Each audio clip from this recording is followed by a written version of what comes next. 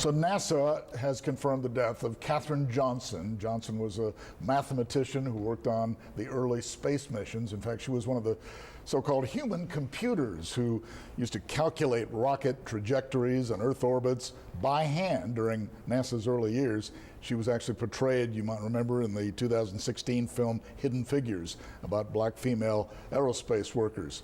Johnson was 101 years old, and today we remember her achievements as a math genius and a NASA pioneer.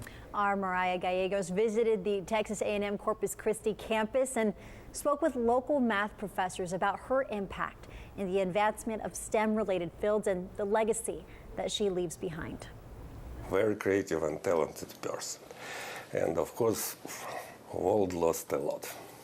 Professor Alexei Sadovsky says Katherine Johnson was a key component Very smart. to the advancement of NASA in the space race. She was responsible for calculating the trajectory for the first American in space. We can say breaking ceilings, not just barriers, because it is only exceptional person could be in charge of all such calculations.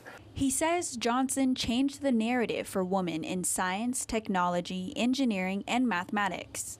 Now I can tell more than half of students in math classes and math majors are women.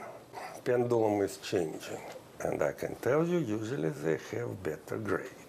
Dr. Sadovsky says he is seeing more women gravitate towards STEM fields and continues to acknowledge Johnson's achievements in his lessons every day. Mariah Gallegos, 3 News.